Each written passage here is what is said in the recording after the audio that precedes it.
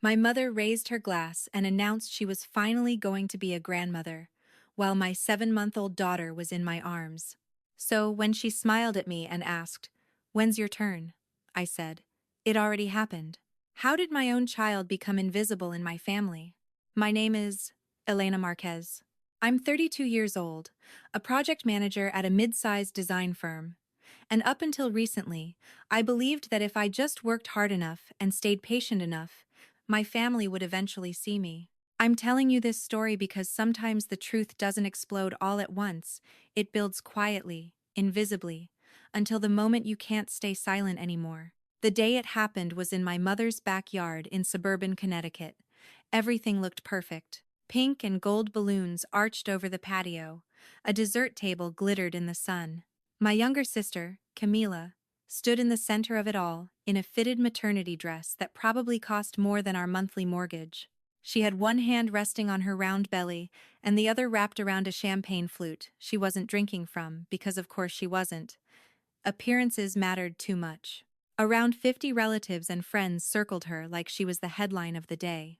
And I was standing a few feet away, holding my daughter. Her name is Isla. She was 7 months old that afternoon, soft curls, wide brown eyes, and the kind of gummy smile that makes strangers stop in grocery store aisles. She was also, inconveniently for the narrative being presented, my mother's first grandchild. My husband, Daniel, stood beside me, one protective hand resting on the small of my back. He had seen this dynamic play out for years, but even he wasn't prepared for what happened next. My mother tapped her glass gently, drawing everyone's attention. The backyard quieted. Even the cicadas seemed to fade into the background. "I've waited my whole life for this moment," she said, her voice trembling with emotion. "I can't believe I'm finally going to be a grandma." The applause was immediate. A few people wiped away tears. Camila tilted her head modestly, soaking in the glow. I felt my heartbeat in my ears. Isla chose that exact moment to let out a delighted squeal and pat my cheek with a sticky little hand. No one turned toward us. Mom kept going. "I've already started setting up a nursery at my house," she said proudly. "Little books, a rocking chair, everything ready for my grandbaby." My grandbaby. I remember staring at her, waiting for the correction, waiting for her to laugh and say, "Well, technically I already am, thanks to Elena." Waiting for the world to snap back into alignment. It didn't. Instead, she turned toward me, smiling that sweet, slightly patronizing smile I'd known my whole life. "And you," she said loudly enough for everyone to hear, "when's your turn?" The silence that followed was suffocating. I honestly thought I'd misheard her. I glanced down at Isla, who was now trying to chew on the strap of my dress. She was warm and solid and very real in my arms. Daniel's fingers tightened around mine. Camila's eyes flicked to me, and for a split second, just a split second, I saw it. A tiny smirk, so small it could have been mistaken for a nervous twitch. But I knew my sister. I knew the difference between nervousness and satisfaction. I could have stayed quiet. The old version of me would have. I would have laughed it off, made a joke about timing, deflected the awkwardness so everyone else could stay comfortable. But something in me shifted. Maybe it was the weight of 7 months of silence. Maybe it was the memory of calling my mother from the hospital bed, begging her to come meet her granddaughter. Maybe it was the way Isla's fingers curled instinctively around mine, like she trusted me to protect her. I lifted my chin. "It already happened," I said calmly. Mom blinked. "What?" "My turn," I repeated. "It was 7 months ago, when Isla was born." You could actually feel the confusion ripple across the yard. Conversation stalled. A few people leaned forward like they'd just missed an important line in a movie. Mom looked from me to Isla, as if seeing her clearly for the first time. She started, then stopped. "You, never. I invited you," I said gently, but firmly. "To the hospital, to the welcome dinner, to her baptism. I sent pictures," I called. Camila let out a soft laugh. "Elena, don't do this," she said lightly, as if I were embarrassing myself. "You told everyone you wanted space. You said you weren't ready for visitors." The words hit me like déjà vu. That's what Mom had said months ago when she didn't show up. That I needed space, that pregnancy had made me emotional, that she didn't want to pressure me. I had been so exhausted then, newborn nights blurring into each other, that I'd almost believed I'd somehow communicated the wrong thing. But standing there, holding my daughter while my sister rewrote reality in real time, something crystallized. This wasn't a misunderstanding. This was a pattern. Growing up, Camila had always been the golden child. When she turned 16, she got a brand new car with a bow on it. When I turned 16, I got a lecture about responsibility and a part-time job application. Her college tuition was covered. I took out loans I'm still paying off. Her wedding was a glossy magazine spread. Daniel and I had a backyard ceremony Mom called Sweetly Simple. I'd told myself it was fine, that I was independent, that I didn't need the extra help. But this wasn't about money or attention. This was about my child. And as Mom stood there, champagne trembling slightly in her hand, I realized something else. She looked genuinely confused. Not cruel, confused. Which meant someone had been filling in the blanks for her. Camila stepped closer to Mom, placing a protective hand on her arm. "She's overwhelmed," she said softly, but loudly enough for others to hear. "New baby. Work stress. We've all been worried about her, worried about me." I felt heat rise up my neck, but my voice stayed steady. "If I was overwhelmed," I said, "it was because I was doing it alone." Daniel shifted beside me. Isla blew a raspberry right then, spraying a tiny mist of carrot puree across the front of my dress. A few people laughed awkwardly. Mom stared at Isla, really stared. And for the first time that afternoon, something in her expression changed. Recognition. The backyard wasn't cheering anymore. It wasn't clapping. It was watching. And in that suspended moment, I understood that what happened next would decide everything, whether my daughter remained a footnote in this family or finally took her rightful place in it. I took a breath. "Mom," I said quietly, "how did you not know?" When I asked my mother, "How did you not know?" I wasn't trying to embarrass her. I genuinely needed the answer. Because standing there in her backyard, watching her confusion battle with disbelief, I realized something that felt almost worse than favoritism. She truly believed the version of events she had been given, and that version hadn't come from me. Favoritism in our family never looked loud or cruel. It looked polished, reasonable, almost logical. Camila didn't demand attention, she curated it. She didn't lie dramatically, she adjusted details until the story bent in her direction. Growing up, the difference between us was always framed as personality. Camila was sensitive, creative, fragile in a beautiful way. I was strong, independent, low maintenance. It sounds like a compliment, until you realize low maintenance really means you'll be fine without help. When Camila turned 16, Mom surprised her with a silver convertible. There were balloons tied to the side mirrors and a big red bow on the hood. Everyone cried. When I turned 16 2 years earlier, Mom had hugged me tightly and handed me a handwritten card about learning responsibility. I started working at a bookstore the following week. At the time, I told myself it built character. When Camila chose a private university out of state, Mom said, "We'll figure it out." And they did. Tuition, housing, spending money. When I got into a state school with a partial scholarship, Mom smiled proudly and said, "See, you don't need help. You always land on your feet." I signed the loan papers alone. Even our weddings told the same story. Camila's ceremony was held at a vineyard with a string quartet and a floral arch that looked like it belonged in a bridal magazine. Mom told anyone who would listen that she'd always dreamed of giving her daughter a day like that. Daniel and I had our wedding in our friend's backyard with borrowed chairs and homemade desserts. Mom called it intimate and sweet. I convinced myself I preferred it that way. The truth is, I had learned early not to compete for attention. Competing with Camila was like arguing with a mirror. You always ended up looking like the unreasonable one. So when I found out I was pregnant, I hesitated before telling Mom. Not because I didn't want her involved, but because I didn't want to feel small again if she reacted lukewarm. Instead, I told Camila first. We met at her favorite upscale cafe downtown, the one where the menus don't list prices in bold, and the servers wear black aprons like it's a runway. I remember wrapping my hands around my water glass, nervous but excited. "I'm pregnant," I told her, trying to keep my voice steady. Camila's reaction was perfect. She gasped, covered her mouth, teared up. She hugged me across the table and said, "Oh my God, Mom is going to lose her mind." Then she squeezed my hands and added, "Let me tell her. I'll make it special." I should have insisted on telling Mom myself. But part of me thought this was what sisters did, shared moments, built surprises. I trusted her. That was my first mistake. In the weeks that followed, things felt slightly off. Family dinners happened without me. I'd see photos later on social media and wonder why I hadn't been invited. When I asked Mom, she'd say, "Camila said you were exhausted." Or, "She told me you needed some quiet time." I was tired, yes, but not invisible. Mom's birthday dinner was moved to a different night, and no one told me. Sunday brunch at the country club turned into a small thing that Camila assured me I'd declined. Every time I tried to clarify, Mom would respond gently but firmly.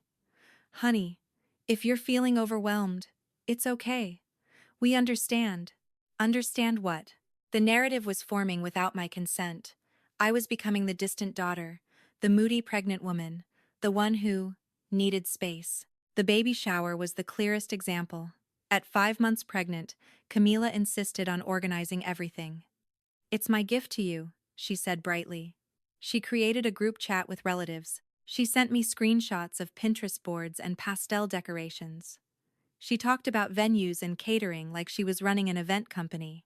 But every proposed date somehow fell apart. Uncle Javier had work. Aunt Rosa had travel plans. Mom was booked. Camila would sigh and say, "I don't know why this is so hard." Eventually, the shower was quietly postponed until after the baby comes. It never happened. Daniel started noticing the inconsistencies before I did. "Why does your mom only hear updates about you through Camila?" he asked one night, while we folded baby clothes. "Why isn't she calling you directly?" I didn't have a good answer. I just said, "That's how it's always been." When Isla was born, I called Mom from the hospital. I remember the sterile smell of the room, the weight of my daughter on my chest, my voice trembling with exhaustion and joy. I left a voicemail. "Mom, she's here. She's perfect. Please come." Camila texted me minutes later. "Mom's so emotional. She just needs a minute." Mom never showed up. Later, when I finally spoke to her, she sounded cautious. "Camila said you didn't want visitors right away," she explained. "She said you were struggling." Struggling. I stared at my sleeping newborn and felt something hollow open inside me. "I asked you to come," I whispered. There was a pause on the other end. Then Mom said softly, "Honey, if you're going through something, you can tell me." It wasn't just absence, it was reinterpretation. Every attempt I made to connect was reframed as withdrawal. For months, I tried to bridge the gap.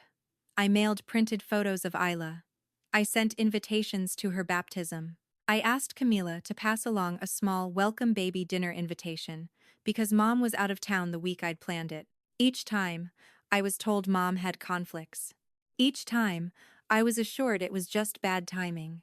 And because I had spent my entire life believing I was the strong one, I absorbed the disappointment quietly. Looking back, I see how skillfully it was done.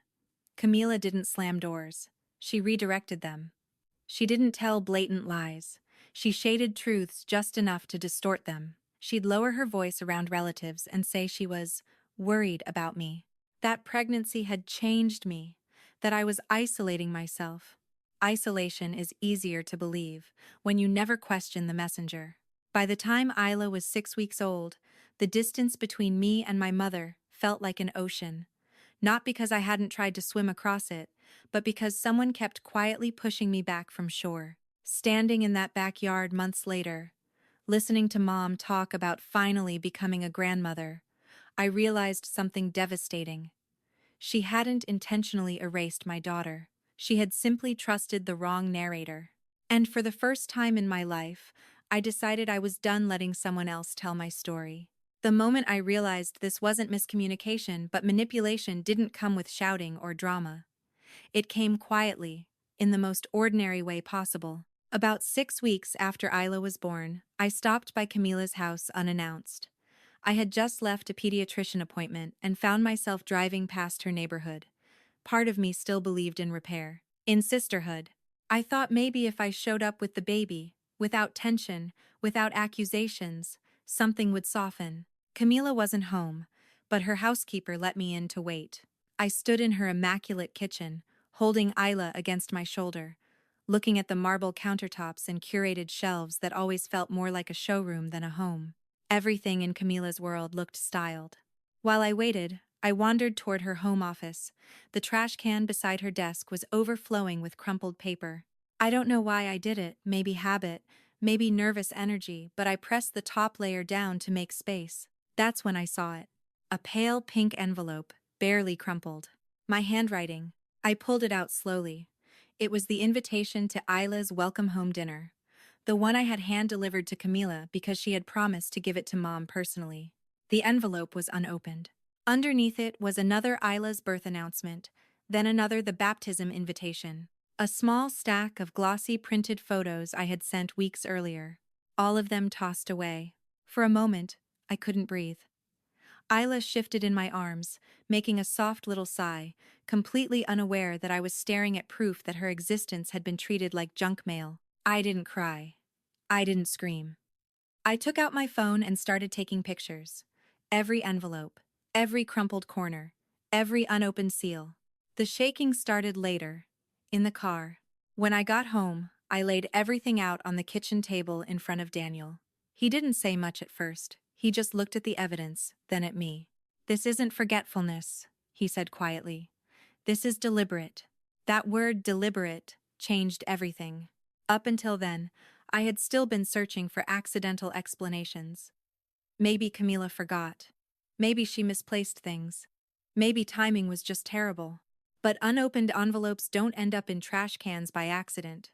That night, after Isla fell asleep, Daniel opened his laptop and said, "We're going to document everything." I didn't realize how empowering that sentence would feel. For most of my life, I had survived family tension by minimizing it, by telling myself it wasn't worth confrontation, by convincing myself I was imagining patterns. Documentation is the opposite of minimizing. We started with the obvious. Call logs from the day Isla was born, screenshots of text messages, photos I'd sent, dates of events I'd tried to arrange. I created a timeline that traced every attempt I had made to include Mom in my daughter's life. And as we built it, another layer began to surface. 2 years earlier, when our grandmother passed away, she left behind a small but meaningful collection of heirlooms, nothing outrageous, but pieces with history attached to them. Our grandmother had always told both of us that she wanted us to share them one day. After the funeral, Camila had convinced Mom to let her safeguard everything because her house had better security. I hadn't questioned it at the time. I was working long hours, planning my wedding, juggling responsibilities. It seemed practical. But now, in the glow of everything I was discovering, I couldn't ignore the memory. So at a family barbecue not long after, I casually asked, "Hey, what ended up happening with Grandma's things?" Camila's response came too quickly. "Oh, you said you weren't interested in any of that old stuff. You said it wasn't really your style." I stared at her. "I never said that." She shrugged lightly. "You implied it." "Implied it." Later that afternoon, her husband mentioned offhandedly how nice it was that Camila had been selling some old items online to help prepare for the baby. He said it proudly, like she was being resourceful. My stomach dropped. That evening, Daniel and I started searching resale sites. We didn't need to hack anything or dig into anything illegal, we simply looked. It didn't take long to find listings that looked familiar. Descriptions that sounded suspiciously like stories our grandmother used to tell. Some of the items had already been marked as sold, and the timestamps told an even clearer story. A few had been listed months before Camila was even pregnant. This wasn't about funding a nursery. This was about control. The more we looked, the more the pieces connected. Around the same time, Camila had been reframing my pregnancy as emotional instability.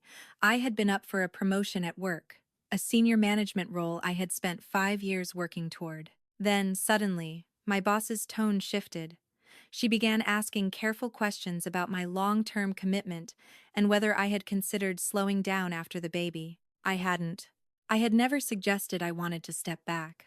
Weeks later, through a colleague, I learned that someone outside the company had expressed concern about my ability to handle increased responsibility postpartum. The person hadn't identified themselves clearly, but they had referenced private details about my pregnancy. There weren't many people who had access to those details. Camila had always prided herself on networking, on being helpful, on positioning herself close enough to people to influence perception. I didn't confront her. Not yet. Because something else happened first. One evening, while I was rocking Isla to sleep, my phone buzzed with a message from Camila. It appeared, then disappeared almost immediately. She had tried to recall it, but I had seen enough. "She's here again with that baby," the message read, "acting like anyone cares. Mom won't even know she exists until my kid is at least 5. I've made sure of that." My entire body went cold. Daniel read it over my shoulder and didn't say a word for several seconds. Then he took my phone, screenshotted the message, and backed it up to our shared drive. Camila followed up with a flood of explanations. It was meant for someone else. It was a joke. It was taken out of context. She even claimed her phone must have glitched. But there's something about reading someone's cruelty in their own unfiltered words that strips away all doubt. It wasn't paranoia. It wasn't insecurity. It was strategy. She hadn't just passively enjoyed being favored. She had actively curated an environment where I looked distant, unstable, uninterested, while positioning herself as the devoted daughter and soon-to-be perfect mother. And the cruelest part? My mother believed it because it fit the narrative she had always accepted. Camila needed more. Elena would be fine. As I watched Isla sleep that night, her tiny chest rising and falling in steady rhythm, I realized this wasn't about sibling rivalry anymore. It wasn't even about favoritism. It was about my daughter's place in our family. Camila had been confident that she could keep Isla invisible indefinitely, that if she controlled the flow of information long enough, the truth would become irrelevant.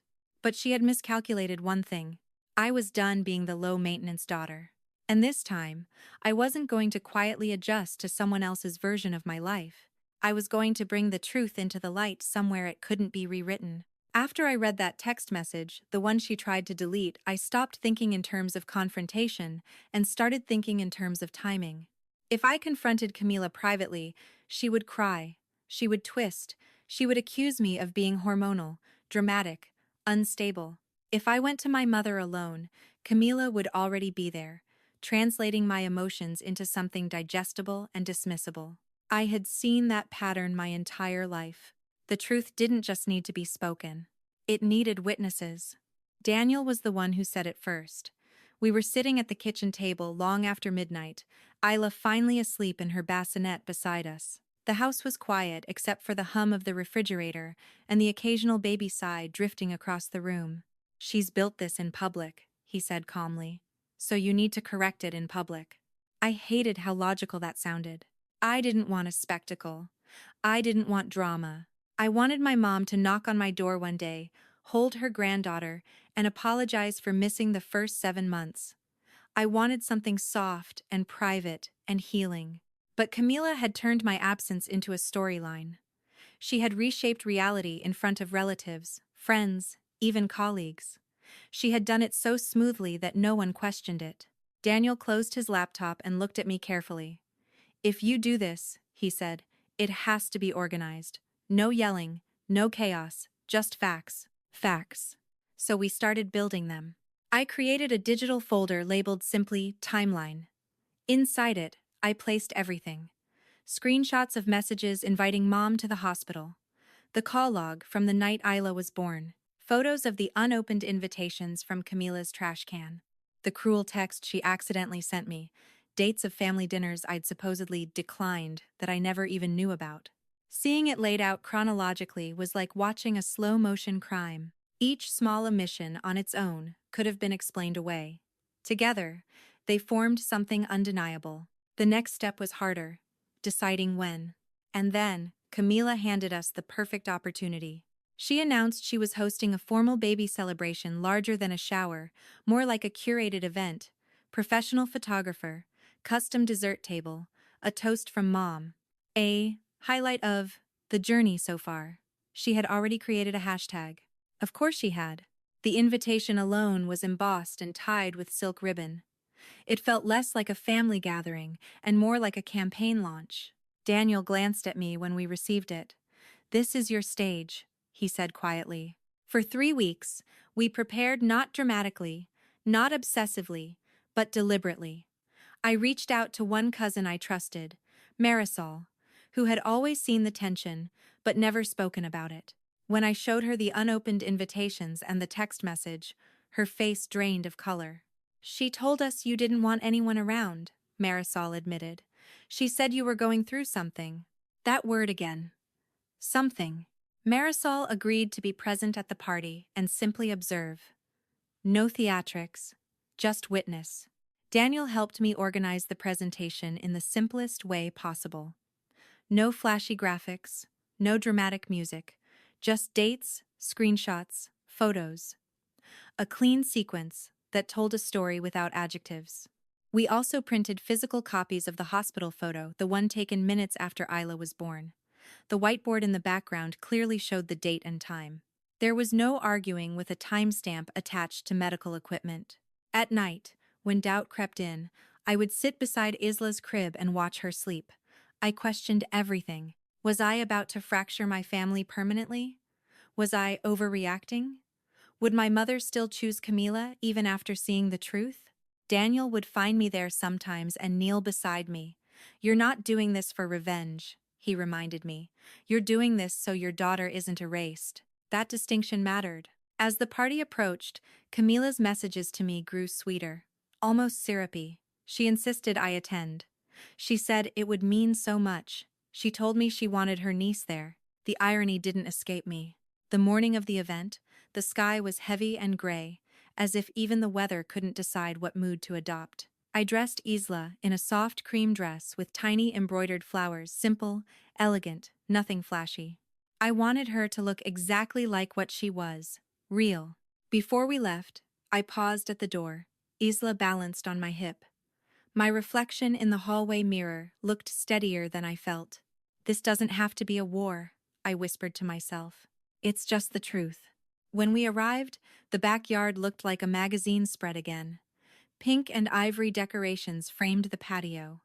A large screen had been set up to play a slideshow of Camila's pregnancy journey. Soft music drifted through hidden speakers. People hugged us, smiling politely.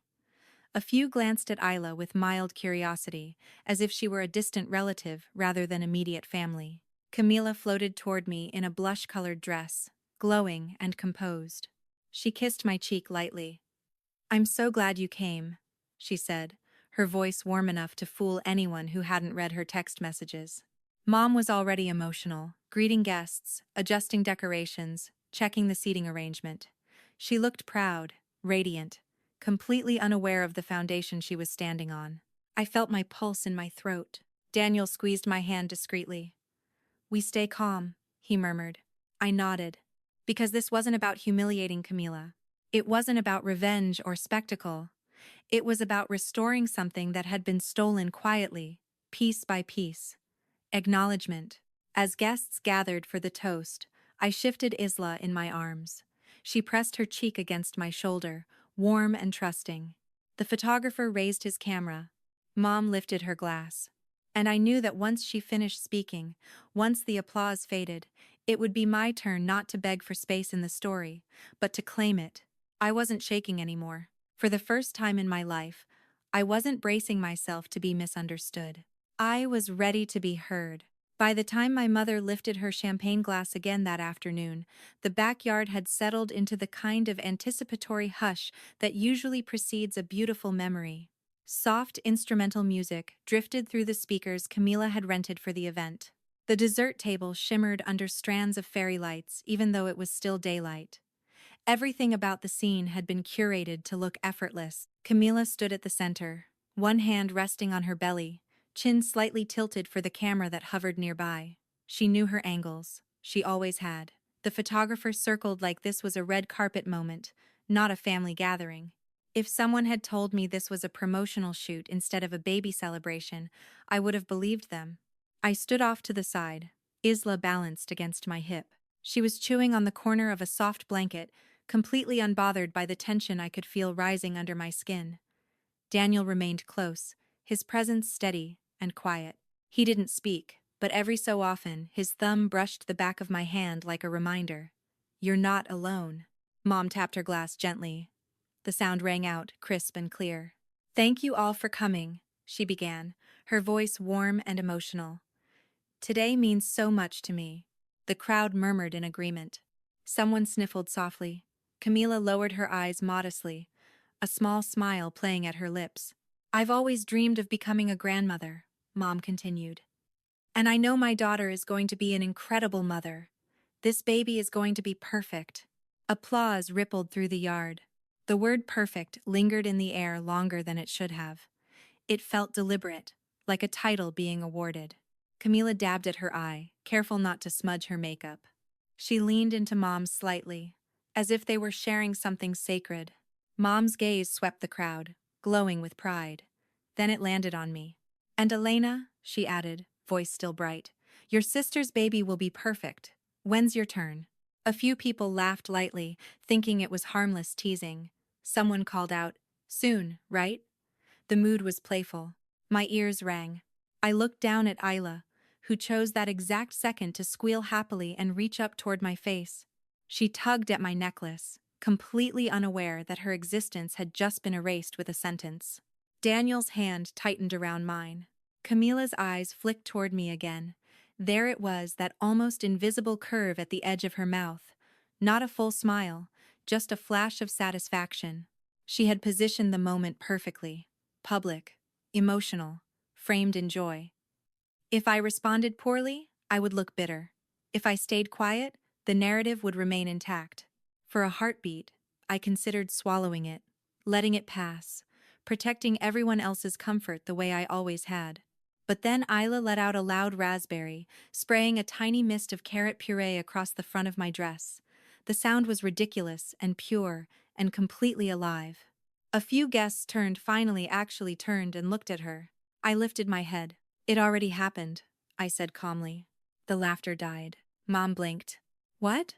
"My turn," I clarified, my voice steady despite the tremor in my chest. "It was 7 months ago, when Isla was born." You could feel the air shift. Someone coughed. The photographer lowered his camera slightly, unsure whether this was still part of the script. Mom stared at me, confusion knitting her brows. "I don't." "I invited you," I continued, not louder, just clearer. "To the hospital. To the dinner when we brought her home. To her baptism." Camila stepped forward quickly, placing a gentle hand on Mom's arm. "Elena," she said with a soft laugh, "don't do this right now." There it was, the subtle framing. I was doing something. I was disrupting joy. "You told us you needed space," Camila added, her tone light but firm. "You were overwhelmed. We were respecting that." A murmur spread through the guests. A few nods. It was a believable story. It had always been believable. Mom's expression shifted from confusion to concern. "Honey," she said, "you never told me." "I did," I said gently. "More than once." Isla reached toward Mom instinctively, her little fingers opening and closing in invitation. It was such a simple movement, but it pierced something inside me. She didn't know there was tension. She just saw a face she might one day recognize as family. Camila's smile tightened slightly. "She's exhausted," she said to the crowd, lowering her voice like she was protecting me. "New baby, work stress. We've all been worried." Worried. That word again. For a split second, doubt tried to creep in. The old reflex to question myself. To wonder if I had somehow miscommunicated, overreacted, imagined. But then, I remembered the unopened envelopes, the text message, the months of carefully curated distance. "No," I said quietly. "You weren't worried. You were speaking for me." The backyard had gone silent now, fully attentive. Even the children playing near the fence had paused, sensing the shift in tone. Mom looked between us, her champagne glass lowering slowly. "Camila?" she asked, uncertainty creeping into her voice. Camila straightened her shoulders. "Mom, I was just trying to help. Elena was going through a lot. She said she didn't want a big fuss. She didn't want visitors at the hospital. I left you a voicemail," I said, turning to Mom. "The day she was born, I begged you to come." Mom's lips parted slightly. Daniel stepped closer beside me, not speaking, but solid. I could see the conflict in Mom's face now, the internal recalculation. 2 daughters, 2 stories, one version she had trusted for months. Camila tried again, softening her tone further. "This isn't the time," she said gently. "We're here to celebrate." "Celebrate what? An illusion?" I took a breath, feeling Isla's warm weight against me, grounding me. "I'm not trying to ruin anything," I said, my voice trembling just enough to show truth, but not hysteria. "I just need to understand how my daughter became invisible." The word invisible landed heavily. Aunt Marisol shifted uncomfortably near the dessert table. Someone set their glass down with a faint clink. Mom looked at Isla, really looked at her this time. Her tiny curls, her curious eyes, the way she was reaching outward with uncomplicated trust. "She's 7 months?" Mom whispered. "Yes." A flicker of something passed across her face. Not anger, not denial. Recognition. And maybe, just maybe, the beginning of doubt not about me, but about the version of events she had accepted so easily. Camila's composure cracked for just a fraction of a second. Her jaw tightened, the perfect expression slipped. She hadn't expected resistance. She certainly hadn't expected calm. And standing there, surrounded by balloons and pastel decorations, I realized something profound. For the first time, the story wasn't moving in the direction she had planned. It was pausing, waiting. And everyone was watching to see what would happen next. The silence after I said, "She's 7 months," felt heavier than any shouting match ever could have. No one moved. No one reached for another drink. Even the soft instrumental music that had been playing in the background seemed suddenly inappropriate, like it belonged to a different event entirely. My mother's hand trembled slightly around her champagne glass. She looked from Isla to me, then to Camila, like she was trying to solve a puzzle she didn't realize she'd been assembling incorrectly. Camila recovered first. She always did. "This is not the time for this," she said lightly, though there was steel underneath her sweetness now. "Elena, if you're feeling emotional, we can talk later." Emotional. The word hung between us, heavy with implication. "I'm not emotional," I replied calmly. "I'm clear." That seemed to catch people off guard more than anything. I wasn't crying. I wasn't yelling. I wasn't dramatic. I was steady. Camila's smile thinned. "Mom," she said gently, shifting closer. "Elena's been overwhelmed since the baby. She told me she didn't want visitors at the hospital. She asked for space." I turned fully toward my mother. "I called you," I said. "From the hospital bed. I left a voicemail. I texted. I asked you to come." Mom's eyes widened slightly. "I never got." "You didn't get them," I finished quietly. "Because they didn't reach you." A murmur rippled through the crowd. Daniel stepped forward then, not aggressively, just enough to show support. He reached into his jacket pocket and handed me my phone. I hadn't planned to make it theatrical. I didn't want dramatic reveals or dramatic music.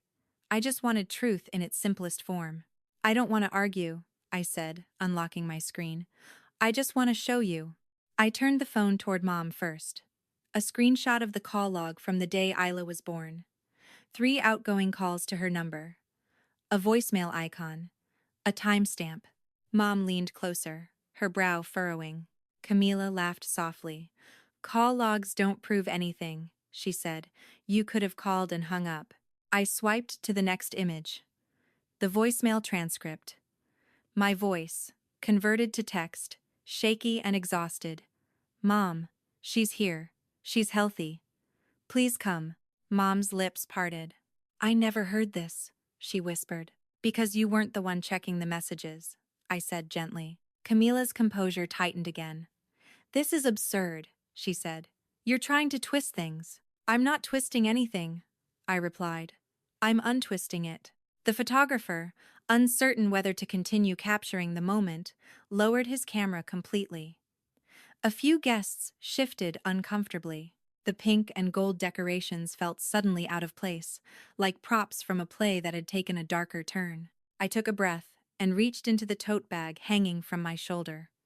Carefully, I pulled out a small stack of envelopes.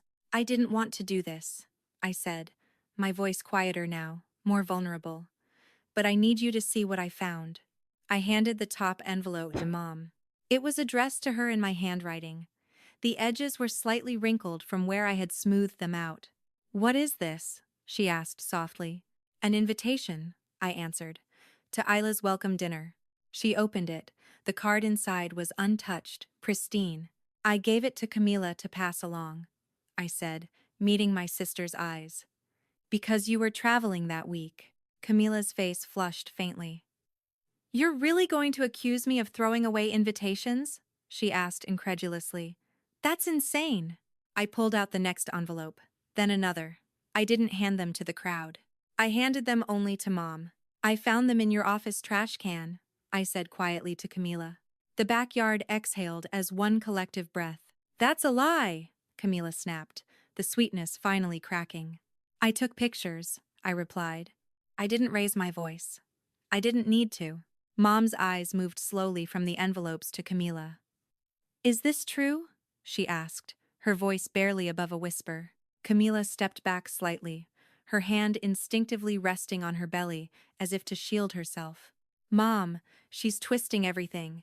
She's been jealous since I got pregnant. Jealous. The irony almost made me laugh. I was pregnant first, I said softly. That sentence seemed to land harder than any accusation. Mom blinked rapidly. What? I told her when I was 3 months along, I continued. I asked her to help me tell you. She said she'd make it special. Camila shook her head. I was protecting you, she insisted. You said you were stressed about work. You said you didn't want pressure. I never said that, I answered. Daniel reached into his pocket again and handed me a folded printout. I unfolded it slowly. There's something else, I said, my voice tightening slightly despite my effort to stay composed. She sent me this by accident. I held up the screenshot of the text message. I didn't read it dramatically. I just read it plainly. She's here again with that baby, acting like anyone cares. Mom won't even know she exists until my kid is at least 5. I've made sure of that. A collective gasp cut through the yard. Camila's face went pale. That's taken out of context, she said immediately. It was a joke. A joke? Aunt Marisol's voice came from somewhere behind me, sharp with disbelief. Camila's eyes darted around, searching for allies. You don't understand the tone, she insisted. It was sarcasm. Is it sarcasm? I asked quietly. When invitations disappear? When voicemails go unheard? When I'm told I asked for space I never requested? Mom's hand dropped to her side, the champagne forgotten entirely. Her gaze moved slowly to Isla. My daughter, oblivious to the storm around her, reached outward again, this time toward my mother. For a long moment, no one spoke. The decorations fluttered lightly in a breeze that hadn't existed minutes before. Somewhere in the distance, a dog barked. The world kept moving, indifferent to the fracture happening in this backyard. Mom stepped forward hesitantly. May I? She asked, her voice trembling as she gestured toward Isla. I nodded. As she took my daughter into her arms for the first time, something shifted in the air. Isla grabbed onto Mom's necklace instinctively and let out a delighted giggle. Mom broke. Tears spilled down her cheeks as she held Isla close. I didn't know, she whispered over and over. I didn't know. Camila stood frozen, her expression caught somewhere between fury and disbelief. This wasn't how the script was supposed to go. She had expected hysteria, accusations she could swat away. Instead, she had been met with timestamps and evidence and calm. Mom!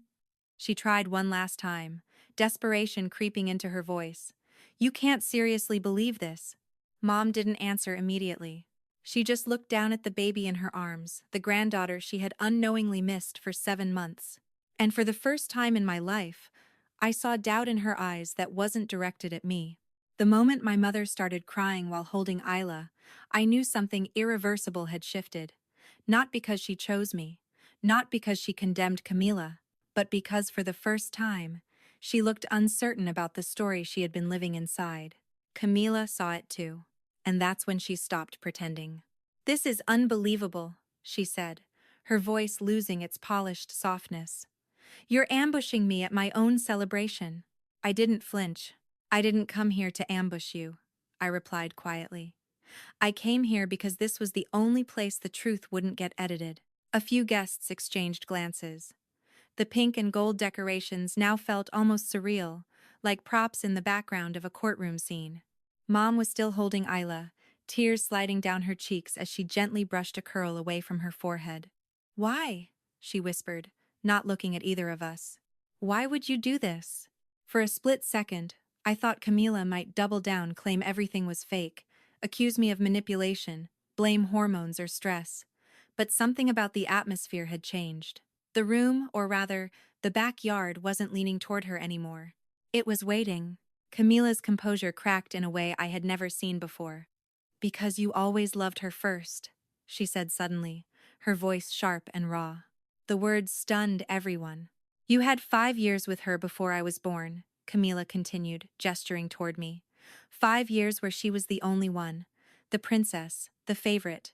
I was always catching up. The accusation hung in the air, almost absurd in its simplicity. I stared at her. "We were children." "That doesn't change how it felt," she snapped. Mom's face drained of color. "Camila, you don't get it," she pressed on, her voice trembling now, not sweet, not controlled, but exposed. "She never needed you. She was always independent, strong, perfect. I had to work for attention. I had to be the one who needed you." The irony hit me like a wave. I had spent my entire life believing I was less cherished, less celebrated, watching her receive the car, the tuition, the wedding, and all along, she had been living inside a completely different narrative, one where I was the one who had it all. "I didn't have it all," I said softly. "I just learned not to ask." Camila laughed bitterly. "Exactly. You didn't ask, so you didn't need anything. I did."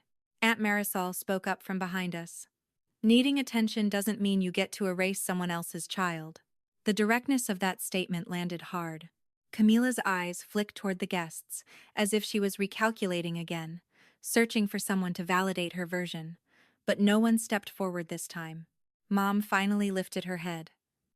"You told me she didn't want visitors," she said quietly. "You told me she was pushing everyone away." "I was protecting her," Camila insisted.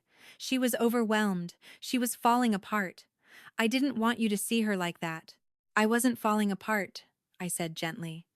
"I was becoming a mother." Mom's arms tightened around Isla as if she was holding onto something fragile and newly discovered. The large screen behind the dessert table, the one Camila had rented to play her pregnancy slideshow, suddenly felt like an unused stage. Daniel glanced at me briefly. We had agreed not to overdo this, not to turn it into a spectacle. The evidence had already been shown. The message had been read. The invitations had been opened. There was nothing else to prove. But Camila wasn't done fighting. "She's twisting everything," she said again, though the conviction had faded. "You're all just buying it." "Buying what?" Uncle Javier asked quietly. "Timestamps? Voicemails? Screenshots?" Camila's gaze darted around. "People fake things all the time." "If I wanted to fake something," I replied softly, "I would have done it months ago. Not today." That seemed to sink in. Mom shifted Isla to her other arm. "I missed 7 months," she said faintly. 7 months of her life. The weight of that statement felt heavier than any accusation. Camila opened her mouth, then closed it again. The confidence she had carried all afternoon, the poised glow of the perfect expectant mother, was dissolving in front of everyone. "This wasn't about hurting you," I said finally, meeting her eyes. "It was about control." Her expression hardened. "You think you're better than me." "No," I answered honestly. "I think we were both insecure in different ways, but I didn't take that insecurity out on your child." That was the line that ended it. because there was no defense for that. The guests began shifting subtly, not fleeing, not whispering loudly, but repositioning themselves emotionally. A few of Camila's friends moved closer to the edges of the yard. The photographer quietly packed away his camera. The celebration had evaporated. Mom stepped toward me slowly, still holding Isla. "I failed you," she said, her voice breaking. "I should have called you myself. I should have come." I swallowed hard. "I needed you to ask me directly," I said, "not through someone else."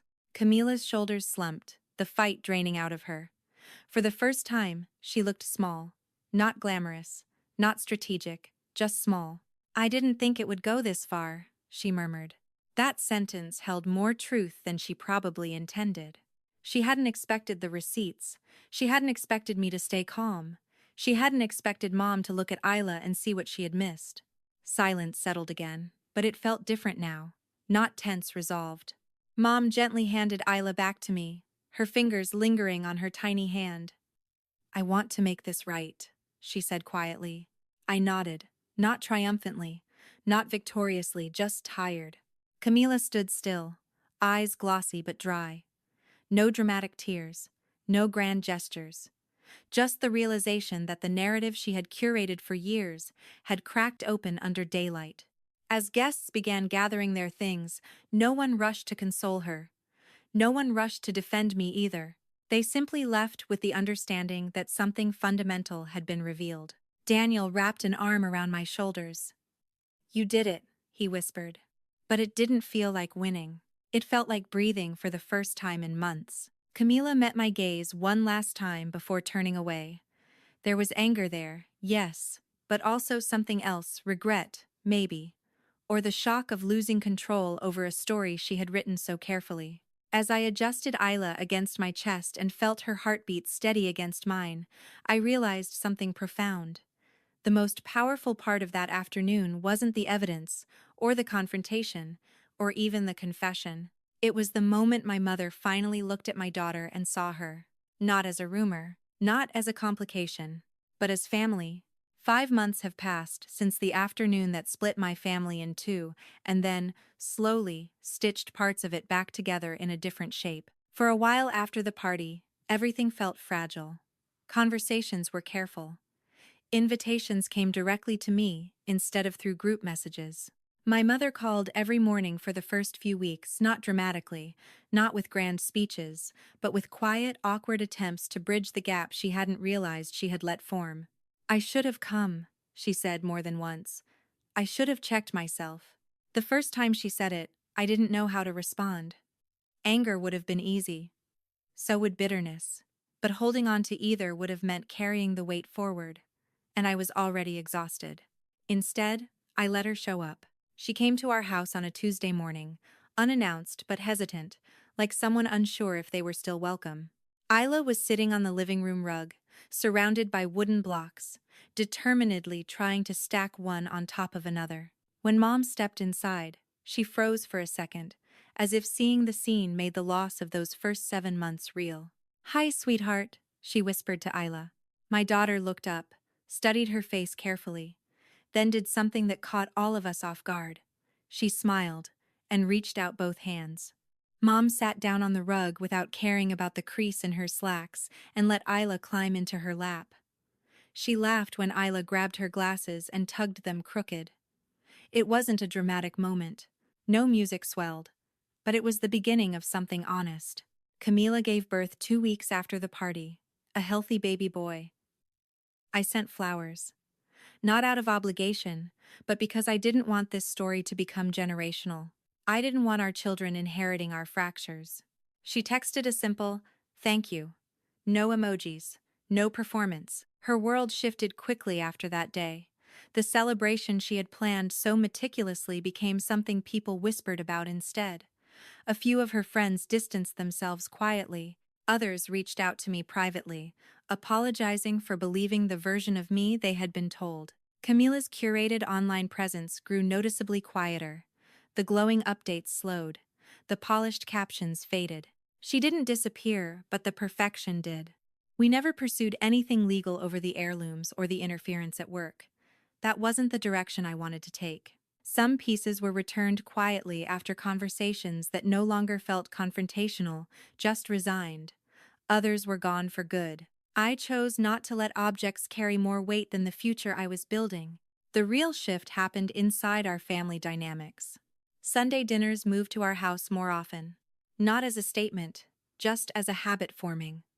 Mom brought over old photo albums one evening and sat beside me on the couch, flipping through them slowly. "I don't remember it like this," she admitted, pointing at pictures of us as children. "You were both just little." We talked about those early years, about how she had interpreted my independence as resilience instead of loneliness, about how she had responded to Camila's neediness with attention instead of balance. They weren't easy conversations, but they were necessary. One afternoon, Isla said her first clear word. It wasn't mama. It wasn't dada. It was Nana. Mom burst into tears so quickly that Isla stared at her in confusion, then started laughing because she thought it was a game. I watched them from across the room and felt something loosen inside my chest. There are moments you can't recover, first smiles, first laughs, first nights home. But there are also moments you can build forward from, and that became our focus. Camila and I didn't transform into best friends overnight. That would have been unrealistic. There were stretches of silence. There were guarded interactions at family gatherings. But there was also something new. Boundaries. When she tried once to speak for me in a conversation about holiday plans, I gently interrupted. "I can answer that myself," I said. She nodded. No argument. Just a small, visible adjustment. We had both been operating from insecurity for years, hers loud and grasping, mine quiet and self-contained. The confrontation forced both of us to confront versions of ourselves we didn't particularly like. Her son met Isla for the first time at a small, low-key dinner at Mom's house. They sat side by side on a blanket, blinking at each other like tiny diplomats negotiating peace. Watching them, I realized how close we had come to letting adult pride shape the next generation's relationships. Mom has changed in ways that are subtle but significant. She no longer filters information through one daughter before reaching the other. She calls directly. She checks in without assuming. She shows up. The first time she took Isla to the park alone, she texted me a dozen photos. Isla on the swings. Isla holding a leaf. Isla staring intently at a squirrel like it was a scientific discovery. "I won't miss anything else," Mom wrote. And I believed her. As for me, something shifted internally that day in the backyard. I stopped shrinking to keep the peace. I stopped accepting narratives that didn't align with my lived reality. I learned that calm truth can be more powerful than explosive anger. There are still awkward moments. There are still layers of healing in progress. But the center of gravity in our family has changed. It's no longer about who shines the brightest. It's about who shows up. A few weeks ago, I ran into Camila at the grocery store. She was pushing her cart with one hand and balancing her son on her hip. We locked eyes across the produce aisle. For a second, it felt like we were back in that backyard, suspended in tension. Then Isla, sitting in the seat of my cart, pointed toward my mother, who had come along that day, and shouted happily, "Nana." Mom turned immediately, smiling wide, and waved. Camila watched that exchange quietly. Not bitter, not triumphant, just aware. As we passed each other, she said softly, "She looks happy." "She is," I replied. And for the first time in a long time, that felt like enough. The afternoon that began with erasure ended up rewriting our family's future. Not perfectly. Not painlessly, but honestly, and honesty, I've learned, is stronger than perfection.